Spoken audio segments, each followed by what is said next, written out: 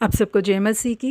इस सुबह के समय हम एक वचन अध्ययन करेंगे जो नीति वचन के 7वें अध्याय के 24वें वचन से है।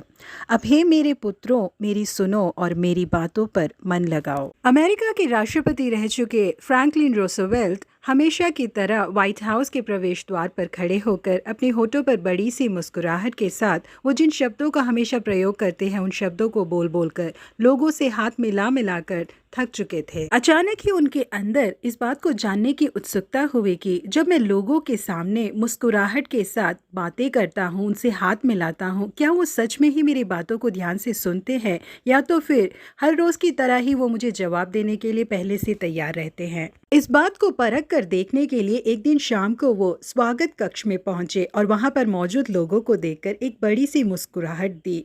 उन्हें देखते ही वहां पर मौजूद लोग उनसे हाथ मिलाने के लिए एक एक करके आगे आने लगे। रूजवेल्ट हमेशा जितना मुस्कुराते थे उस दिन वो उससे भी ज्यादा मुस्कुरा रहे थे और लोगों से हाथ मिलाते समय उनसे बोलने लगे, आज सुबह मैंने अपनी दादी को मार डाला। रूजवेल्ट जब भी स्वागत कक्ष के कर्मचारियों से मिलते थे तो वो हमेशा यही कहा करते थे, बहुत बढ़िया, ये कितनी अच्छी बात है। इसीलिए वहां पर मौजूद कर्मचारियों ने सोचा कि रूजवेल्ट आज नया क्या कहने वाले हैं। हमेशा की तरह उन्हीं शब्दों को वो दोहराने वाले हैं कहकर उनके बोले हुए शब्दों को सुनकर उन्होंने कहा, ये कितनी अच्छी बात है। राष्ट्रपति रूजवेल्ट उनसे क्या कह रहे हैं उस बात को ध्यान से सुने बिना ही हमेशा की तरह उन लोगों ने अपने जवाब को दिया। वहां पर मौजूद लोगों में से केवल विदेशी एक राजदूत के अलावा किसी भी लोग ने इस बात को ध्यान से नहीं सुना कि राष्ट्रपति रूजवेल्ट ने क्या कहा। जी हाँ प्रिय परमेश्वर के लोगों, कई बार हम सोचते हैं कि परमेश्वर शायद मुझसे बातें नहीं कर रहे, जबकि सच्चाई ये है कि बोलने वाले परमेश्वर के शब्दों को हम ध्यान से नहीं सुनते। पवित्र शास्त्र में जितने भी पवित्र लोग जिए थे उन लोगों ने परमेश्वर की आवाज को ऐसे सुना था मानो एक व्यक्ति दूसरे व्यक्ति से बातें कर रहा है। परमेश्वर ने अब्राहम से कहा, परमेश्वर ने शामुएल से कहा, परमेश्वर ने आयुब से कहा, परमेश्वर ने यिर्मयाह से कहा करके पवित्र शास्त्र में इन शुरुआती वचनों को हम पढ़कर देख सकते हैं। क्योंकि उन पवित्र लोगों ने परमेश्वर की आवाज को सुनने के लिए अपने कानों को तैयार करके रखा था, इसीलिए वो परमेश्वर की आवाज को साफ तौर पर सुन पाए। प्रिय परमेश्वर के लोगों, आज के दिन भी हमारे परमेश्वर हमसे बातें करते रहते हैं, लेकिन इस दुनिया की आवाजों को सुनने की आदी हो चुके हमारे कान परमेश्वर की आवाज को सुनने के लिए तैयार नहीं होते। प्रिय लोगों, जो परमेश्वर बोल रहे हैं उनके शब्दों को सुनने के लिए और उसके अनुसार चलने के लिए यदि हम अपने आप को अर्पण करेंगे तो परमेश्वर के हृदय में जो है उसे वो हम पर प्रकट करेंगे। परमेश्वर हमारे कानों को भी शामुएल के कानों की तरह उनकी आवाज सुनने के लिए खोल दे। प्रभु आप सबों को आशीषित करे। Have a good day.